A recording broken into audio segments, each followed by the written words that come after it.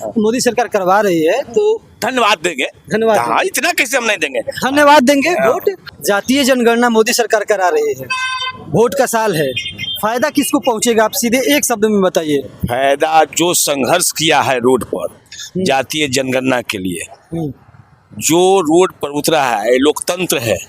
लोकतंत्र में जनता के दबाव में ही सरकार फैसला लेती है। और बीजेपी के आज जितने भी लीडर एक का भी बाइट आप नहीं दिखा सकते हैं कि जनगणना के पक्ष में कभी बोला हो, संसद में आवाज उठाया है।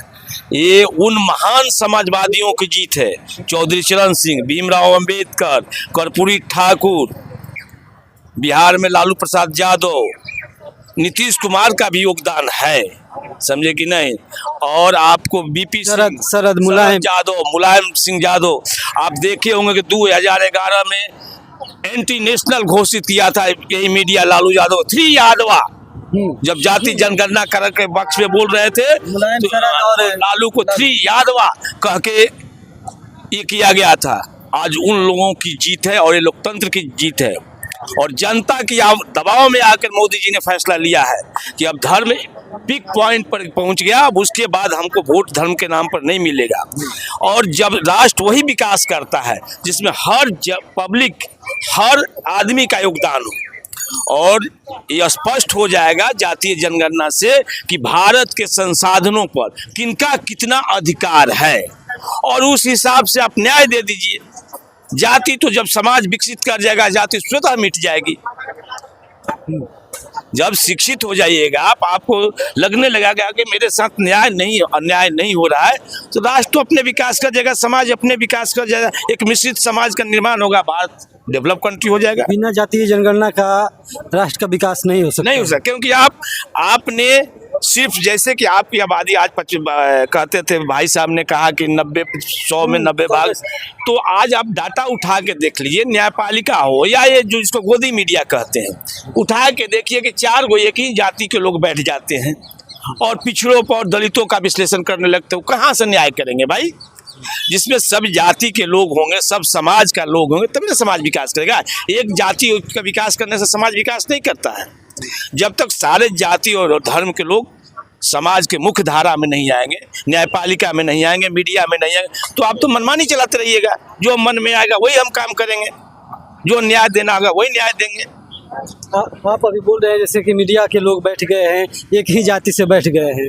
अब तो आपके भी समाज में पढ़े लिखे लोग हैं, वो जैसे ही पढ़ते हैं, नौकरी की तैयारी करते हैं, नौकरी ले लेते हैं।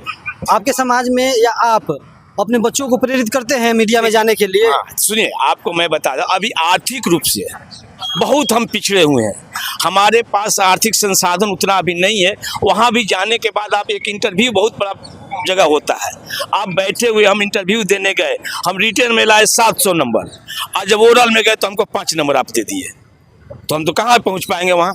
यहाँ तो इंटरव्यू में बड़े बड़े पदों में खेल हो जाता है। तो जातीय, जब वहाँ पे पहले से ही लोग बैठे हैं तो जातीय जनगणना के बाद ये खत्म हो जाएगा। हाँ, जब पढ़ लिख के लोग आएंगे वहाँ भी दबाव बनेगा ना।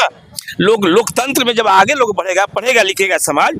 आज का है आज की जातीय जनगणना डिमांड नहीं है। आप पढ़िए, ये डॉक्टर लोहिया, चौधरी चरण सिंह, आप जब सरकार बनी थी तो गिरी थी, इस मुद्दे पर पढ़िएगा, समझे कि नहीं। मांग डिमांड, मंडल कमीशन कब की मांग थी, कितने संघर्ष के बाद मंडल कमीशन मिला ना। तो आज जाइए परीक्षाओं में देखिए कि बैकवर्ड और दलित के लड़के 400, उनका भी आ रहा था, 400 तक हम भी पहुंच रहे हैं।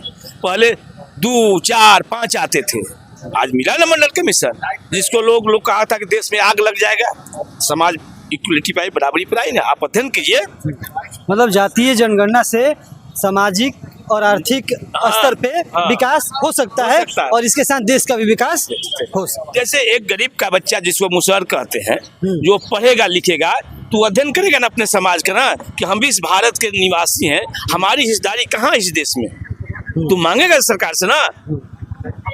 एक अन्य जाति जो गरीब है, चमार है, डोम है, मुसहर है, जिसको आप एकदम मेन स्ट्रीम से बाहर कर दिए, मेन स्ट्रीम से बाहर के, तो वो समाज जब शिक्षित होगा तो आंकड़ा को पढ़ेगा। अब तो आप आंकड़ा सिखा नहीं सकते, इंटरनेट का युग है, तो आंकड़ा पढ़ेगा तो आंकड़ा में पाएगा कि हम इस कहाँ हैं, तो आंदोलन करेगा, संघर्ष करेगा, संघर्ष करेगा तो लोकतंत्र में जनता सरकार पर दबाव बनती है, तो निर्णय देगी, अपने आप आएगा लोग। आज पहले के लोग बोलने नहीं देता था, लोग बैठने नहीं देता था।